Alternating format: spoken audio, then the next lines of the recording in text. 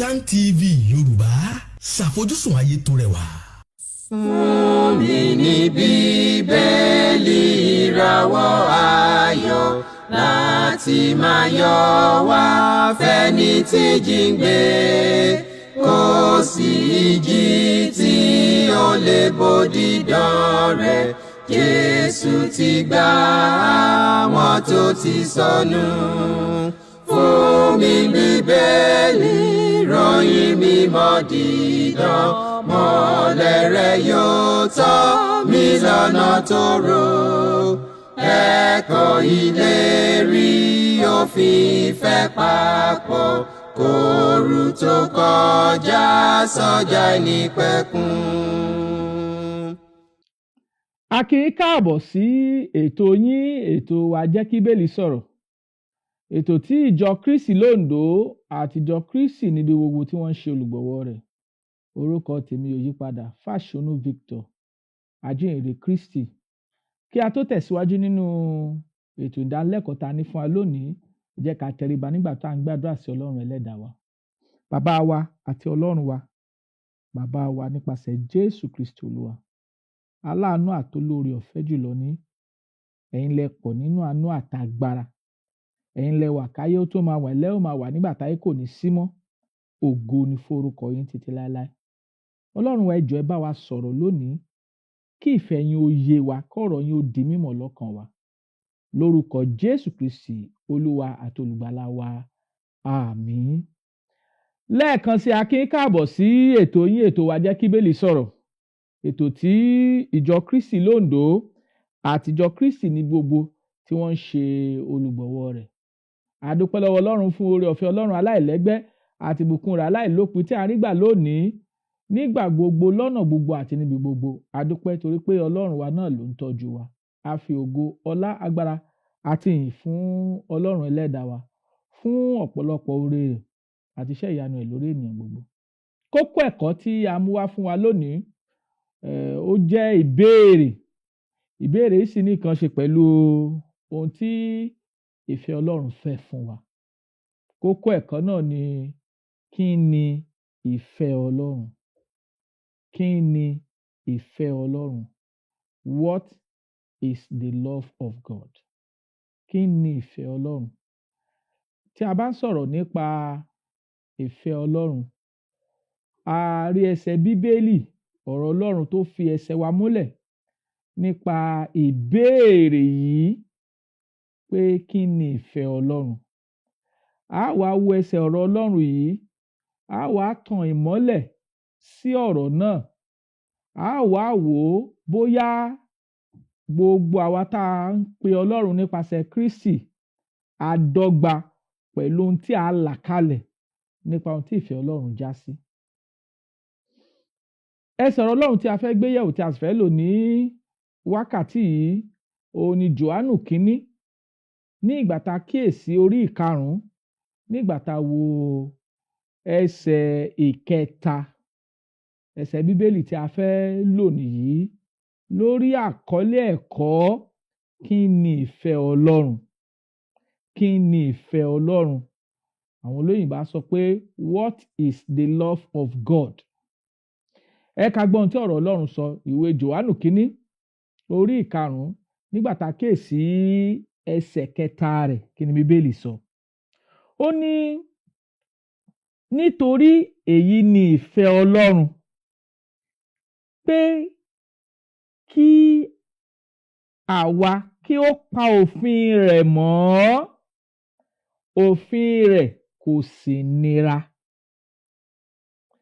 Ẹ tún gbọ́ ọ̀rọ̀ Ọlọ́run yìí síwájú sí, nítorí pé kókó ẹ̀kọ́ tí a fẹ́ gbé yẹ̀wò ní wákàtí yìí, òun ni kí ni ìfẹ́ Ọlọ́run?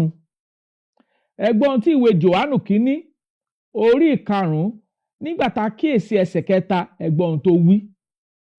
Ó ní, nítorí èyí ni ìfẹ́ Ọlọ́run, pé kí àwa kí ó pa òfin rẹ̀ mọ́. Òfin rẹ̀ kò sì nira. Gbogbo àtúpalẹ̀ tí a fẹ́ túpalẹ̀ nípa ìbéèrè yìí, òun láti rí ìdáhùn ìbéèrè yìí nínú ẹsẹ̀ ọ̀rọ̀ Ọlọ́run tí a kà sí wa létí yìí. Ìwé Jòhánù kínní orí 5 ní ìgbà tá a kíyèsí ẹsẹ̀ 3.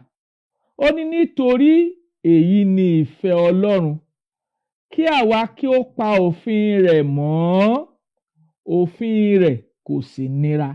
Ohun tí Bíbélì gbé kalẹ̀ nìyí.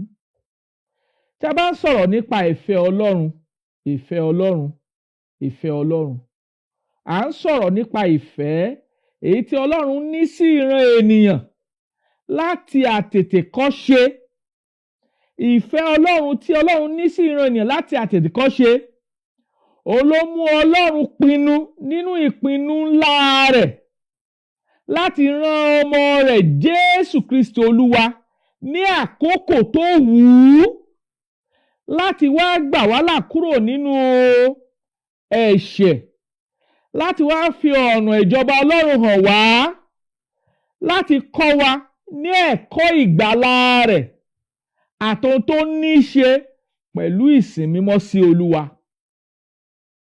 Tá a bá sọ̀rọ̀ nípa ìfẹ́ Ọlọ́run, a nífẹ̀ẹ́ Ọlọ́run, tàbí ká mọ Ọlọ́run, tàbí ká máa ṣe ohun tí Ọlọ́run pa láṣẹ. Àlàyé ìbéèrè yìí láti rí nínú ọ̀rọ̀ mímọ́ Olúwa yìí, pé nítorí èyí ni ìfẹ́ Ọlọ́run, kí àwa kí ó pa òfin rẹ̀ mọ́, òfin rẹ̀ kò sì nira. A ó wá ṣe àtúpalẹ̀ ẹsẹ̀ ọ̀rọ̀ Ọlọ́run yìí. Ẹ ká kọ́ sọ pé ìfẹ́ Ọlọ́run, kí ni ìfẹ́ Ọlọ́run? Ẹsẹ̀ ọ̀rọ̀ Ọlọ́run méjì ni mo fẹ́ ká kíyèsí tá a bá ń sọ̀rọ̀ nípa ìfẹ́ Ọlọ́run. Ẹsẹ̀ Bíbélì àkọ́kọ́ òun ni ìwé Róòmù, nígbà tá a kíyèsí orí 5, nígbà tá a wo ẹsẹ̀ 8 kí ni Bíbélì sọ. Róòmù orí 5 nígbà tá a wo ẹsẹ̀ 8 kí ni Bíbélì kà sí wa létí. Kí ni Bíbélì? À ń béèrè pé kí ni ìfẹ́ Ọlọ́run? A lè kọ́kọ́ rí kà pé Ọlọ́run nínú àánú àtọlá ńlá rẹ̀ ló kọ́kọ́ fi ìfẹ́ rẹ̀ hàn sí ìran ènìyàn.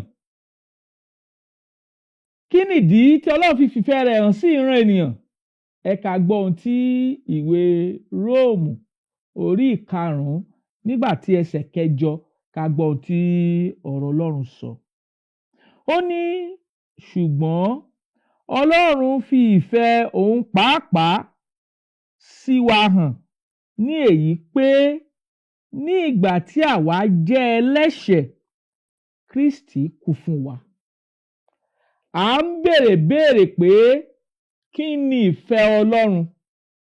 A dẹ̀ ti wo ẹsẹ̀ ọ̀rọ̀ Ọlọ́run ní ìwé Jòhánù kínní orí 5, a ti kíyèsí ẹsẹ̀ 3 pé nítorí èyí ni ìfẹ́ Ọlọ́run, kí àwa kí ó pa òfin rẹ̀ mọ́, òfin rẹ̀ kò sì nira. 1 John chapter 5 verse 3 ló kọ́ wa bẹ́ẹ̀. Àwa fẹ́ ṣe àtúpalẹ̀ ẹsẹ̀ Bíbélì yìí, Jòhánù kínní orí 5 ẹsẹ̀ 3. Àwa ń béèrè pé kí ni ìfẹ́ Ọlọ́run?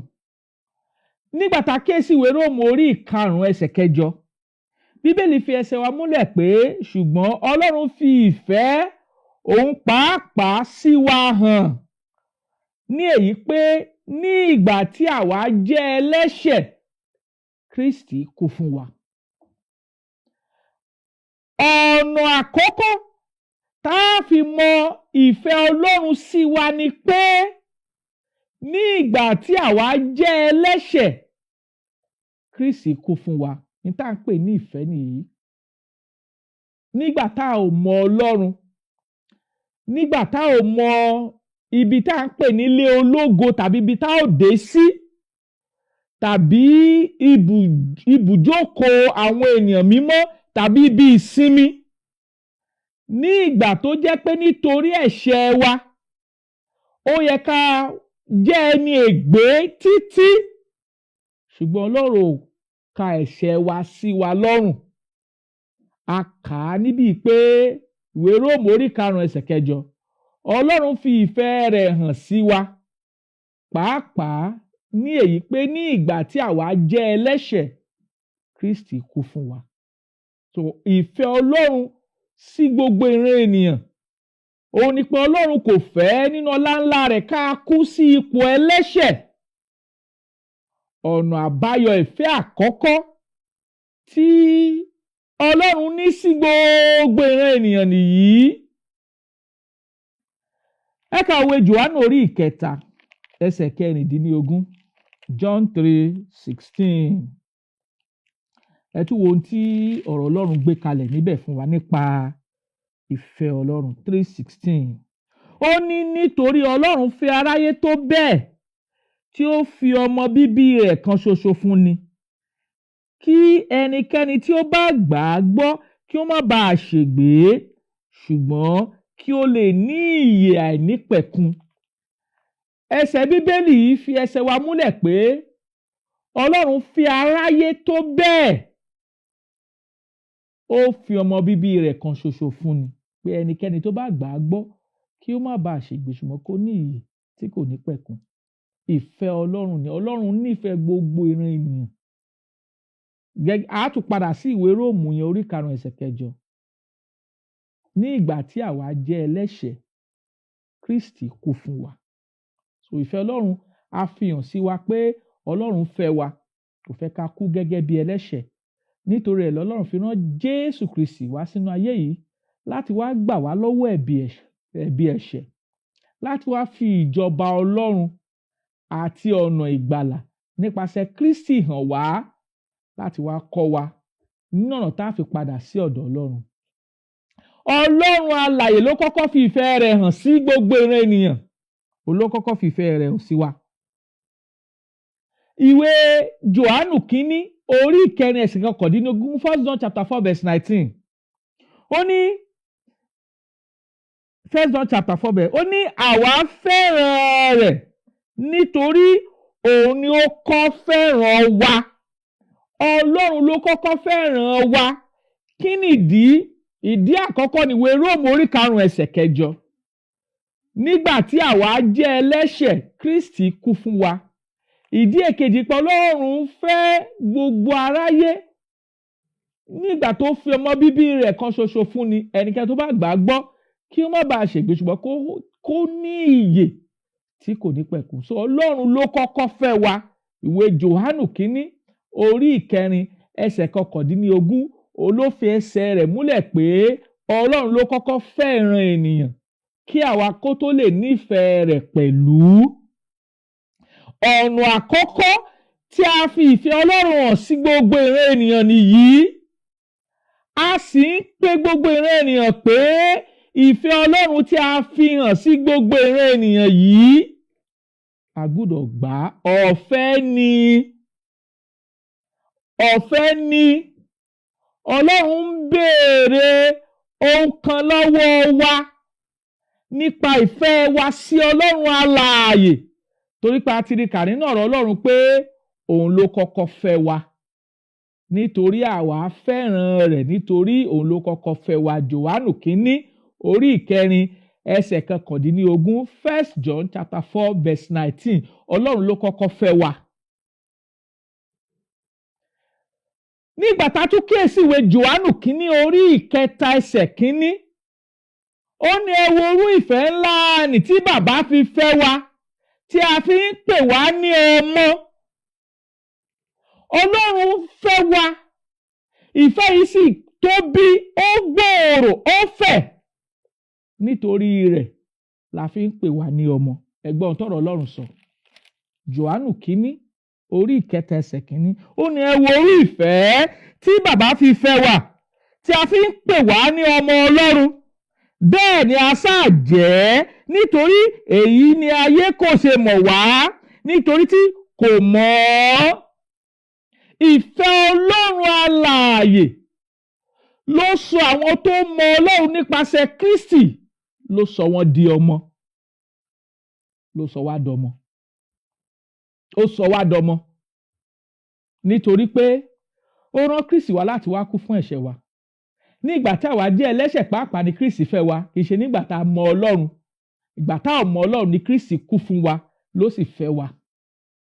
Nítorí ìdí èyí, ìfẹ́ Ọlọ́run ti fi ìfẹ́ rẹ̀ hàn sí wa nípa pé nígbà tá a jẹ́ ẹlẹ́ṣẹ̀ ni Kristi kú fún wa nípa pé Ọlọ́run fẹ́ gbogbo aráyé tó bẹ́ẹ̀ gẹ́ tó fi ọmọ bíbí rẹ̀ kan ṣoṣo fún ni nípa pé ẹ wo orú ìfẹ́ ńlá nì tí bàbá fi fẹ́ wa tí a fi ń pè wá ní ọmọ Ọlọ́run bẹ́ẹ̀ sáà ni a jẹ́.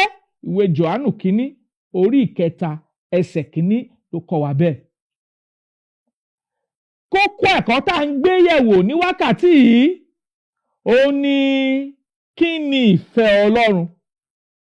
A sì ti gbé àlàyé kalẹ̀ pé Ọlọ́run ló kọ́kọ́ ló fẹ́ wa ló fi ọmọ bíbí rẹ̀ kan ṣoṣo fún wa.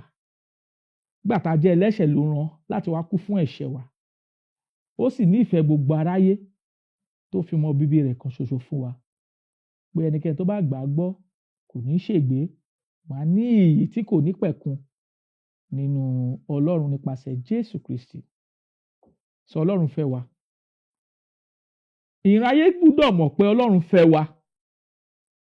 Gbogbo àwọn tí wọ́n ń sọ pé Ọlọ́run kò sí, ìwé Sáàmù ní wọ́n ń ṣiṣẹ́ ẹ̀ṣẹ̀, wọ́n sì ń ṣe ohun ìríra.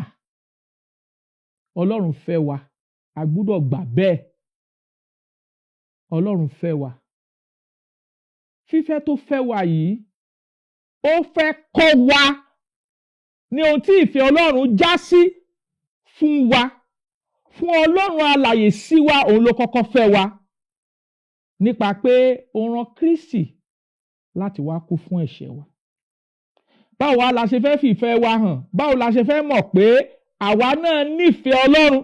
Torí pé ìwé Jòhánù kínní orí ìkẹrin ẹsẹ̀ kọkàndínlógún 1 John chapter 4 verse 19 a rí kà níbẹ̀ pé a fẹ́ràn Ọlọ́run nítorí òun ni ó kọ́kọ́ fẹ́ wa. Báwo la ṣe lè fẹ́ràn Ọlọ́run? Ohun tá a gbúdọ̀ kíyèsí nìyí bí a ti ń tẹ̀síwájú nínú kókó ẹ̀kọ́ tá à ń gbé yẹ̀wò pé kí ni ìfẹ́ Ọlọ́run. Ẹ ká padà sí ẹsẹ̀ Bíbélì tí a fẹ́ ṣe àtúpalẹ̀ rẹ̀. Jòhánù kínní orí ìkarùn-ún nígbà tá a kíyèsí ẹsẹ̀ kẹta. Ó ní nítorí èyí ni ìfẹ́ Ọlọ́run pé kí àwa kí ó pa òfin rẹ̀ mọ́, òfin rẹ̀ kò sì nira. Ìfẹ́ Ọlọ́run fún gbogbo ìran ènìyàn ó ní pé ká pa òfin rẹ̀ mọ́. Ìfẹ́ Ọlọ́run fún wa èyí ni pé Kristi àti rán sí wa láti wá kú fún wa. Ó kú fún wa nígbà tá a jẹ́ ẹlẹ́ṣẹ̀. Irú ìfẹ́ ńlá, ìfẹ́ ńlá ni èyí tí àwọn Greek ń pè ní agape, unconditional love of God. Àìdíyelé ìfẹ́ Ọlọ́run òun la fi fẹ́ wa. Àwa sọ fún wa ohun tá a ṣe tá a fi mọ̀ pé a nífẹ̀ẹ́ Ọlọ́run. Ó ní pé kí a pa òfin rẹ̀ mọ́. Òfin rẹ̀ kò sì nira. Òfin Ọlọ́run lọ́lọ́run ní ká pa mọ́ nípasẹ̀ Kristi. Torí pé Kristi la rán sí wa. A sì rán sí wa nígbà táwa jẹ́ ẹlẹ́ṣẹ̀. Ọlọ́run sì fìfẹ́ rẹ̀ hàn sí wa pé Kristi kú fún wa nígbà tá a jẹ́ ẹlẹ́ṣẹ̀. Kí ni Kristi kọ́ wa gẹ́gẹ́ bí ìlànà tí a gbúdọ̀ máa ṣàkíyèsí nípa ìgbàlà wa? Ọ̀pọ̀lọpọ̀ a máa sọ pé mo fẹ́ Ọlọ́run, mo fẹ́ Ọlọ́run, mo fẹ́ Ọlọ́run, mo mọ Ọlọ́run. Ṣùgbọ́n tí wọn kò tẹ̀lé ìlànà àti gbékalẹ̀ Ọlọ́run nípasẹ̀ Kristi. Ìfẹ́ Ọlọ́run èyí tí a rí àgbékalẹ̀ rẹ̀ nínú ọ̀rọ̀ Ọlọ́run ni pé kí a pa òfin rẹ̀ mọ́. Ẹ ká wá sọ̀rọ̀ nípa òfin Ọlọ́run ẹyọ̀kan, méjì tàbí mẹ́ta fún wa ní wákàtí. Kí ni Ọlọ́run gbé kalẹ̀ nípasẹ̀ Kristi pé a gbọ́dọ̀ ṣe láti fi di ẹni ìgbàlà? Òfin Ọlọ́run nìyí. Ohun tí Kristi gbé kalẹ̀ fún wa pé a gbọ́dọ̀ ṣe láti fi di ẹni ìgbàlà. Ní ìgbà tí Kristi jíǹde kúrò nínú òkú tó fi ara hàn àwọn àpọ́sítélì rẹ̀, ní ìgbà tá a fẹ́ gbà á lọ sí ọ̀dọ̀ bàbá ní ìwé Mátíù orí 28, nígbà tá a kíyèsí láti ẹsẹ̀ 18 sí 20. Ó ní Kristi sì wá, ó sì sọ fún wọn pé gbogbo agbára láyé àti lọ́run láti fi fún mi. Ẹ lọ sí gbogbo ayé, kí ẹ sì máa kọ́ orílẹ̀-èdè gbogbo, kí ẹ máa baptisi wọn ní orúkọ ti Baba, orúkọ ti Ọmọ, orúkọ ti Ẹ̀mí Mímọ́. À ń ka ẹsẹ̀ 20, Matthew 28:20. Ó ní kí ẹ máa kọ́ wọn láti máa kíyèsí ohun gbogbo, àní ohun gbogbo tí mo pa láṣẹ fún yín. Ó di òfin kan tàbí kò di òfin? Ó di òfin Kristi pé a gbúdọ̀ ṣe láti fi di ẹni ìgbàlà. Tó yẹ pé lóòótọ́ la nífẹ̀ẹ́ Ọlọ́run, òfin tí Kristi ti gbé kalẹ̀ fún ìgbàlà ọkàn wa, òun la gbúdọ̀ tẹ̀lé gẹ́gẹ́ bí àgbékalẹ̀ tá a rí nínú ọ̀rọ̀ mímọ́ Olúwa. Ẹ má ṣe jẹ́ ká gbàgbé, à ń béèrè tó jẹ́ kókó ẹ̀kọ́ wa lónìí pé kí ni ìfẹ́ Ọlọ́run? Èyí tá a rí àgbékalẹ̀ rẹ̀ nínú ìwé Jòhánù kínní orí 5 ẹsẹ̀ 3. Ó ní nítorí èyí ni ìfẹ́ Ọlọ́run, kí àwa kí ó pa òfin rẹ̀ mọ́, òfin rẹ̀ kò sì nira. Kí ni òfin Jésù Kristi Olúwa wa tó gbé kalẹ̀? Ẹ̀kọ́ tó gbé kalẹ̀ pé a gbúdọ̀ ṣe láti fi di ẹni ìgbàlà gẹ́gẹ́ bí àgbékalẹ̀ Kristi. Òun la rí ní ìwé Matthew 28, nígbà tá a kíyèsí 18 ẹsẹ̀ 18 sí ẹsẹ̀ 20. Ó ní kí wọ́n lọ sí gbogbo ayé, kán sì wàásù ìyìnrere fún gbogbo ẹ̀dá, kí a máa baptisi wọn ní orúkọ ti Baba, Ọmọ àti Ẹ̀mí Mímọ́. Ó ní kí ẹ máa kọ́ wọn láti máa kíyèsí ohun gbogbo, àní ohun gbogbo tí mo pa láṣẹ fún yín, títí ayé àìnípẹ̀kun. Àmín. N tá a rí nípa òfin Kristi nìyí, nípa ètò ìgbàlà, ìràpadà, ìdáǹdè ọkàn wa padà sí ọ̀dọ̀ Ọlọ́run Ẹlẹ́dàá wa. Ǹjẹ́ a pa òfin yìí mọ́? Ọ̀pọ̀lọpọ̀ ló ń kẹ́kọ̀ọ́ lónìí pé ìbáptisí tí Kristi kẹ́kọ̀ọ́ nípa rẹ̀, tá a sì rí àgbékalẹ̀ rẹ̀ nínú ọ̀rọ̀ Ọlọ́run, pé kò ní ìkankan ṣe pẹ̀lú ìgbàlà Ọlọ́run. Ṣé ohun t'Olúwa wí nìyí? Kókó ẹ̀kọ́ wa sọ pé kí ni ìfẹ́ Ọlọ́run? Jòhánù kínní orí 5 ẹsẹ̀ 3 sọ fún wa pé nítorí èyí ni ìfẹ́ Ọlọ́run, kí àwa kí ó pa òfin rẹ̀ mọ́, òfin rẹ̀ kò sì nira. Òfin Kristi tó gbé ka iwájú wa, tó gbé ka iwájú àwọn àpọ́sẹ̀lì rẹ̀, pé wọ́n gbúdọ̀ fi kọ́ gbogbo ìran ayé nípa ìràpadà, ìgbàlà ọkàn wọn. Ó ní pé wọ́n gbúdọ̀ gba ìyìnrere Jésù Kristi Olúwa wa gbọ́. A sì gbúdọ̀ baptisi wọn ní orúkọ ti Baba, Ọmọ àti Ẹ̀mí Mímọ́. Ń ta rí nínú ọ̀rọ̀ Ọlọ́run tí ń ṣe òfin Ọlọ́run, tí a sì kọ́ pé tó yẹ pé lóòótọ́ la ní ìfẹ́ Ọlọ́run, tá a sì mọ Ọlọ́run. A ó dó lórí àgbékalẹ̀ Bíbélì yìí, a ó sì pa òfin Ọlọ́run mọ́. Gẹ́gẹ́ bí àlàyé tí mo ṣe ṣáájú, ọ̀pọ̀lọpọ̀ ló ń kẹ́kọ̀ọ́ lónìí pé ìbáptisí ò ní kankan ṣe pẹ̀lú ìgbàlà Ọlọ́run. Rárá o, Bíbélì ò kọ́ wa bẹ́ẹ̀, Kristi ò kọ́ wa bẹ́ẹ̀.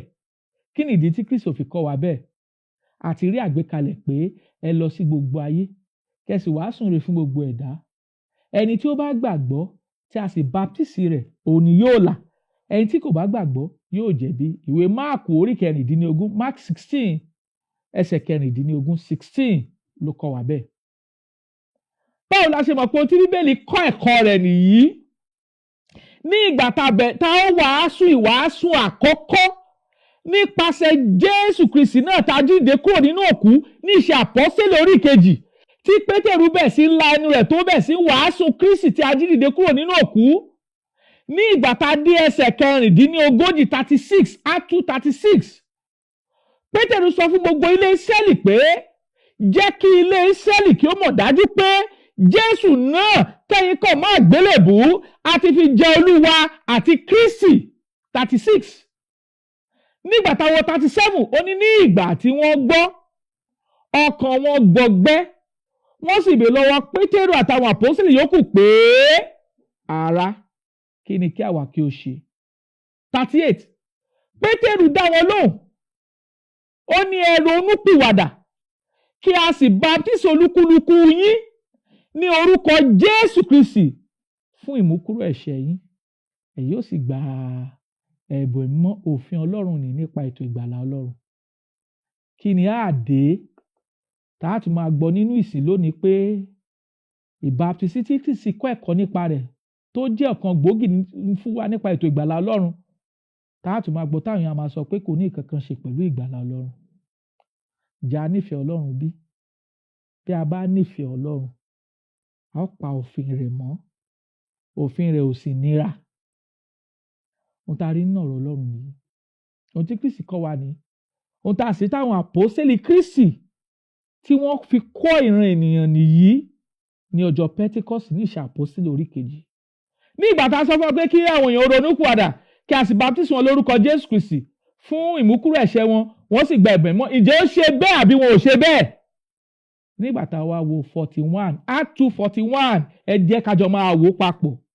Ìṣe àpọ́sítélì orí ìkejì ẹsẹ̀ 41, 41. Ó ní àwọn tó fi ayọ̀ gba ọ̀rọ̀ rẹ̀, a baptisi wọn, a sì ka ìwọ̀n 15,000 ọkàn kún wọn ní ọjọ́ náà. Ohun tá a rí nínú ọ̀rọ̀ mímọ́ Olúwa nìyí. Ohun tá a rí nínú ọ̀rọ̀ mímọ́ Olúwa nìyí. A ò lè tún ṣe, a ò lè yọ kúrò, a ò sì lè fi kún. Àwọn olóyìnbó á sọ pé we cannot modify, subtract or add to God's commandment. A ò lè fi kún, a ò lè yọ kúrò, a ò sì lè ṣàtúnṣe òfin Ọlọ́run. Ọlọ́run kì í ṣàṣìṣe, òfin rẹ̀ ti dúró gẹ́gẹ́ bí ohun tá a rí nínú Bíbélì. Ṣé bí a ṣe ṣe nìyí? Ǹjẹ́ a ti dẹni ìgbàlà nípasẹ̀ gbígbọ́ràn, nípasẹ̀ gbígbàgbọ́, ríronúpìwàdà, fífi ẹnu ara wa jẹ́wọ́ ìgbàgbọ́ pé Jésù Kristi ọmọ Ọlọ́run ní ṣe, kí a sì jọ̀wọ́ ara wa fún ìrìbọmi gẹ́gẹ́ bí ẹ̀kọ́ àti ìlànà tí Jésù Olúwa wa gbé kalẹ̀. Ǹjẹ́ a ti ṣe bẹ́ẹ̀ bí? Tá a bá ti ṣe bẹ́ẹ̀, kókó ẹ̀kọ́ tá à ń kọ́ lónìí pé kí ni ìfẹ́ Ọlọ́run? A ò tí ì mọ ìfẹ́ Ọlọ́run, a ò sì tí ì ṣe. Torí ẹsẹ̀ Bíbélì yẹn sọ fún wa pé nítorí èyí ni ìfẹ́ Ọlọ́run, kí àwa kí ó pa òfin rẹ̀ mọ́, òfin rẹ̀ ò sì nira. Ohun tọ́lọ́run gbé kalẹ̀ nípasẹ̀ Kristi nípa ètò ìgbàlà nìyí, ìgbàlà ọkàn wa. A sì gbọ́dọ̀ ṣe gẹ́gẹ́ bí àgbékalẹ̀ Kristi fún wa. Lápé lóòótọ́ la mọ Ọlọ́run, lóòótọ́ la fẹ́ sin Ọlọ́run, lóòótọ́ la fẹ́ tẹ̀lé òfin àti ìlànà tí Olúwa wa gbé kalẹ̀ fún wa. A gbọ́dọ̀ ṣe bẹ́ẹ̀, a gbọ́dọ̀ ṣe bẹ́ẹ̀. Torí kókó ẹ̀kọ́ wa sọ pé kí ni ìfẹ́ Ọlọ́run? A dẹ̀ sọ fún wa pé ìfẹ́ Ọlọ́run ò ní pé Ọlọ́run ló kọ́kọ́ fẹ́ wa nípa pé ó rán Kristi láti wá kú fún ẹ̀ṣẹ̀ wa nígbà táwa jẹ́ ẹlẹ́ṣẹ̀. Ó sì rán Kristi sí gbogbo ayé láti wá gba aráyé là. Ìfẹ́ Ọlọ́run nìyí. Ó sì ń kọ́ wa pé a gbọ́dọ̀ pa òfin rẹ̀ mọ́, òfin ìgbàlà tá a rí tàbí ẹ̀kọ́ ìgbàlà tá a rí nínú Bíbélì nìyí. Tí a gbọ́dọ̀ mọ̀ tá a sì gbọ́dọ̀ ṣe gẹ́gẹ́ bí ẹni tó fẹ́ láti sin Ọlọ́run lẹ́mí àti lótìítọ́. Ohun àkọ́kọ́ nìyí tá a gbọ́dọ̀ kíyèsí.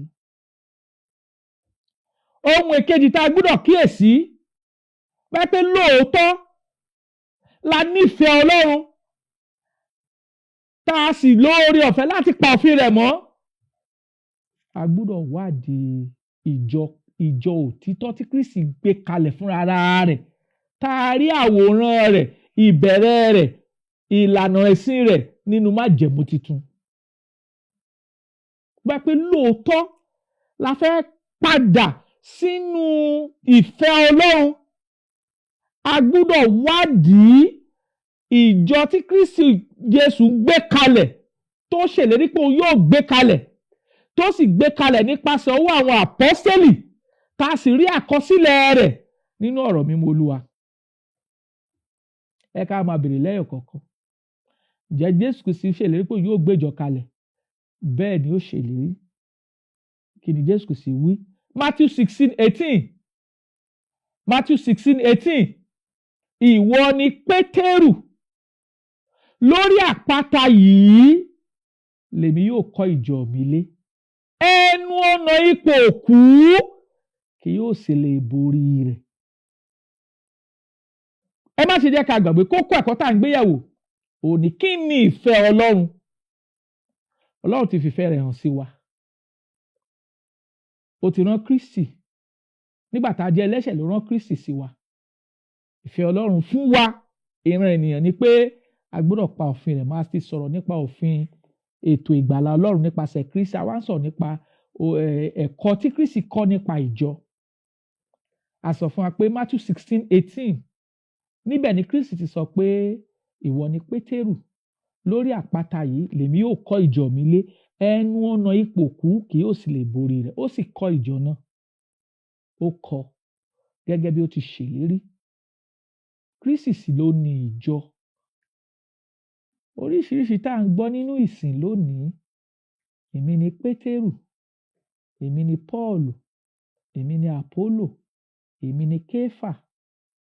A kọ́ nínú ọ̀rọ̀ Ọlọ́run pé ìyapa ni wọ́n. Ìyapa ni wọ́n. Gbogbo ìlànà ẹ̀sìn tá a rí nínú ayé lónìí ìyapa ni tó yàtọ̀ sí àgbékalẹ̀ tá a rí nínú Bíbélì látọwọ́ àwọn àpọ́sítélì wá. Ìyapa ni. Ẹ jẹ́ á padà sínú òfin Ọlọ́run tá a rí àgbékalẹ̀ rẹ̀ nínú Bíbélì pé lóòótọ́ la nífẹ̀ẹ́ Ọlọ́run. Pé lóòótọ́ la mọ Ọlọ́run. Ká padà sínú ọ̀rọ̀ mímọ́ Olúwa. So Jésù Kristi gbé ìjọ rẹ̀ kalẹ̀. Ó sì bẹ̀rẹ̀ ní ọjọ́ Pẹ́tíkọ́sì ní ìgbà tẹ́mi mọ́ bà lé àwọn àpọ́sítélì tí Pétérù àtàwọn àpọ́sítélì 11 yòókù tí wọ́n wàásù ní ọjọ́ náà tí 15,000 ọkàn sì gbàgbọ́ tí wọ́n sì wọnú ìjọba tí ìjọ Ọlọ́run sì bẹ̀rẹ̀ ní ọjọ́ Pẹ́tíkọ́sì. Nígbà tá a kíyèsí verse 47 ìṣe àpọ́sítélì orí kejì, bẹ́ẹ̀ ni wọ́n yin Olúwa, wọ́n sì ń lójú rere lọ́dọ̀ ènìyàn gbogbo. Olúwa sì yàn kún ìjọ lójoojúmọ́ àwọn ẹni tí à ń gbàlà. Nítarí nínú ọ̀rọ̀ Ọlọ́run nìyí. Nítarí nínú Bíbélì ni. So níbi tí ìjọ májẹ̀mú titun tó ti bẹ̀rẹ̀ nìyí gẹ́gẹ́ bí àsọtẹ́lẹ̀ wòlíì Àìsáyà, gẹ́gẹ́ bí àsọtẹ́lẹ̀ wòlíì Míkà, gẹ́gẹ́ bí àsọtẹ́lẹ̀ wòlíì Jóẹ́lì. Wòlíì Àìsáyà sàsọtẹ́lẹ̀ ní Àìsáyà orí kejì láti ẹsẹ̀ kejì sí ìkẹta. Wòlíì Míkà sọ àsọtẹ́lẹ̀ ní ìwé Míkà orí kẹrin láti ẹsẹ̀ kínní sí ìkẹrin. Wòlíì Jóẹ́lì sọ àsọtẹ́lẹ̀ ní ìwé Jóẹ́lì orí kejì láti ẹsẹ̀ kejìdínlọ́gbọ̀n 28 sí 32. Wọ́n sọ àsọtẹ́lẹ̀ nípa bí ilé Olúwa, ìjọba Ọlọ́run yóò ṣe bẹ̀rẹ̀. Ìwé Dáníẹ́lì orí kejì ẹsẹ̀ 24, Daniel 2:44. Ó náà sọ àsọtẹ́lẹ̀ bí ìjọba Ọlọ́run yóò ṣe bẹ̀rẹ̀. Èyí tó bẹ̀rẹ̀ ní Jerúsálẹ́mù, èyí tí 15,000 ọkàn tí wọ́n jẹ́ ẹni tó di ẹni ìgbàlà nípa gbígbọ́ ọ̀rọ̀ Ọlọ́run, gbígbà á gbọ́, ìrònúpìwàdà, jíjẹ́wọ́ Jésù Kristi gẹ́gẹ́ bí ọmọ Ọlọ́run, gẹ́gẹ́ bí ọmọ Ọlọ́run, a sì baptisi wọn. Ẹ̀kọ́ Kristi ní nípa ètò ìgbàlà Ọlọ́run. Wọ́n sì di ará nínú ìjọ. Nítarí nìyí. So Jésù Kristi gbé ìjọ kan kalẹ̀. Bó ní irú tá a rí inú ayé lónìí ìyapa ni. Pé lóòótọ́ la ní ìfẹ́ Ọlọ́run. A ó lọ bẹ̀rẹ̀ sí í ṣe ìwádìí nínú ìjọ tí ń bẹ nínú májẹ̀mú tuntun tá a rí àwòrán rẹ̀ tó bẹ̀rẹ̀ ní Jerúsálẹ́mù, tó lọ sí Jùdíà, tó lọ sí Samaria, tó sì lọ sí gbogbo ilẹ̀ àgbáyé. A gbọ́dọ̀ bẹ̀rẹ̀ sí í wádìí rẹ̀. So kókó ẹ̀kọ́ tá à ń gbéyẹ̀wò ó ní kí ni ìfẹ́ Ọlọ́run. Ìfẹ́ Ọlọ́run ni pé ká pa òfin rẹ̀ mọ́. Òfin rẹ̀ kò nira. Tọ́lọ́run sọ ní gbogbo ìlànà tọ́lọ́run fẹ́ ká mọ̀ nípa ìgbàlà a rí nínú Bíbélì. Ìlànà tọ́lọ́run fẹ́ ká mọ̀ nípa ìjọ ó ti wà nínú Bíbélì. Ìlànà tọ́lọ́run fẹ́ ká mọ̀ nípa ìgbé ayé àlàáfíà àti ìgbé ayé òtítọ́ àti kàkọsílẹ̀ nínú Bíbélì. A ti fi ìlànà kalẹ̀ pattern ohun gbogbo láti fi lọ́lẹ̀ nínú Bíbélì. Tiwa ni pé ká máa tẹ̀lé ìlànà náà. Pattern ìjọ àti fi lọ́lẹ̀. Pattern ètò ìgbàlà àti fi lọ́lẹ̀. Pattern ìgbé ayé àlàáfíà àti fi lọ́lẹ̀. Pattern ẹ̀kọ́ òtítọ́ àti fi lọ́lẹ̀. Pattern ètò ìdarí ìjọ, organization of the church àti fi lọ́lẹ̀. kí la tún nílò tá a ti fún wa ohun gbogbo láti fún wa. Pétérù kejì orí kìíní ẹsẹ̀ kẹta lẹ̀ sọ fún wa pé ohun gbogbo tó ní nǹkan ṣe pẹ̀lú ìyè àti ìwà bí Ọlọ́run láti fi hàn fún àwọn àpọ́stélì. Tiwa ni pé ká tẹ̀lé ìlànà náà tí a gbé ka iwájú wa. Pé lóòótọ́ la nífẹ̀ẹ́ Ọlọ́run, a ó pa òfin rẹ̀ mọ́. Jòhánù orí 14 ẹsẹ̀ 15 tó wá pé ọ̀rẹ́ mi ni ẹ̀yin ṣe tẹ́yin bá pa òfin mọ́. John 15:14 ló sọ bẹ́ẹ̀. John 14:15 sọ pé if you love me, bí ẹ̀yin bá fẹ́ràn mi, ẹ pa òfin mi mọ́. Tí Bíbélì gbé kalẹ̀ gẹ́gẹ́ bí àṣẹ. So Kristi lẹ́kọ̀ọ́, Kristi ní òfin, ó sì ní ètò ẹ̀kọ́ tó dúró gẹ́gẹ́ bí òfin tá a gbé ka iwájú wa gẹ́gẹ́ bí àwa tá à ń fẹ́ láti tẹ̀lé Kristi nínú ayé tó kún fún ẹ̀tàn, tó kún fún àìmọ̀ òtítọ́, tó sì kún fún ọ̀pọ̀lọpọ̀ èké gbogbo nínú ìsìn. Ọlọ́run kọ sí ọ lónìí pé ká padà sínú àgbékalẹ̀ Bíbélì, ká padà sínú àgbékalẹ̀ ọ̀rọ̀ Ọlọ́run. Báwo la ṣe mọ̀ pé ìfẹ́ Ọlọ́run nìkan ṣe pẹ̀lú ìgbọràn sí òfin Ọlọ́run? Ntọ́rọ̀ Ọlọ́run gbé kalẹ̀ ní. Nítorí èyí ni ìfẹ́ Ọlọ́run, kí ẹ̀yin kí ó pa òfin rẹ̀ mọ́, òfin rẹ̀ kò sì nira. Ìgbọràn sí àṣẹ Ọlọ́run òun ni ìfẹ́ Ọlọ́run. Ìgbọràn sí àṣẹ Ọlọ́run òun ni òfin Ọlọ́run. Ilé gbọ́dọ̀ yé wa bí a ti ń tẹ̀síwájú. Ètò ìjọ pàápàá a ti gbé kalẹ̀ fún wa gẹ́gẹ́ bí ọ̀rọ̀ Ọlọ́run. Bá ó ṣe ṣètò ìjọ, organization of the church a ti gbé kalẹ̀. Àdúrà wa ni pé k'Ọlọ́run fún wa lóore ọ̀fẹ́ láti padà sínú Bíbélì, láti mọ̀ pé ohun gbogbo tá a nílò pátá fún ìyè àti ìwà bí Ọlọ́run a ti fi hàn wá nínú ọ̀rọ̀ Ọlọ́run. Kí àlàáfíà Ọlọ́run àti ìwà láàyè rẹ̀ kó máa bá wa gbé. A fẹ́ fi tó wa létí pé ní agbára Ọlọ́run ní oṣù tí ó ń bọ̀ a ó ní ìfọ̀rọ̀wérọ̀ pẹ̀lú ẹni tá ó pè wá àwọn ìbéèrè yín kí ẹ fi ṣọwọ́ sí wa. A ó dá yín lóhùn pẹ̀lú ọ̀rọ̀ Ọlọ́run, pẹ̀lú ẹni tá ó pè wá bíi guest speaker or bíi minister láti dá àwọn ìbéèrè yín kí Ọlọ́run kó fún wa ní àlàáfíà. Àdúrà àtẹ̀bẹ̀ wa sí Ọlọ́run ni pé k'Ọlọ́run kó jẹ́ kí ìfẹ́ rẹ̀ àtọ̀rọ̀ rẹ̀ kó di mímọ̀ nínú ayé wa. Àwọn nọ́mbà tẹ́ ó pè wá sí nìyí fún àwọn ìbéèrè tẹ́ ẹ ní, kẹ́dẹ̀ fi ṣọwọ́ sí wa 08057444902 tàbí 08065717023. A ó tuntun nọ́mbà náà pè fún wa 08057444902 tàbí 08065717023. A ó rí lórí fọ́nrán wa kí ẹ béèrè ìbéèrè yín lágbára Ọlọ́run.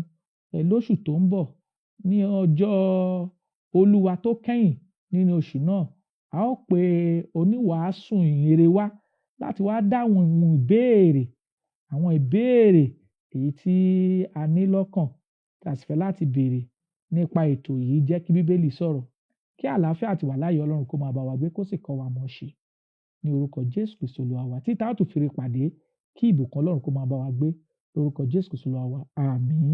Fún mi ní Bíbélì ìràwọ̀ ayọ̀ láti máa yọ wá fẹ́ni tí jíǹgbé, kò sí ìjì tí ó lè bòdì dán rẹ̀. Jésù ti gbà àwọn tó ti sọnù. Fún mi Bíbélì ìròyìn mímọ́ dídán, mọ́lẹ̀ rẹ̀ yóò tọ́ mi lọ́nà tóóró. Ẹ̀kọ́ ìlérí òfin ìfẹ́ papọ̀, kóòrù tó kọjá sọ́jà ìnípẹ̀kun.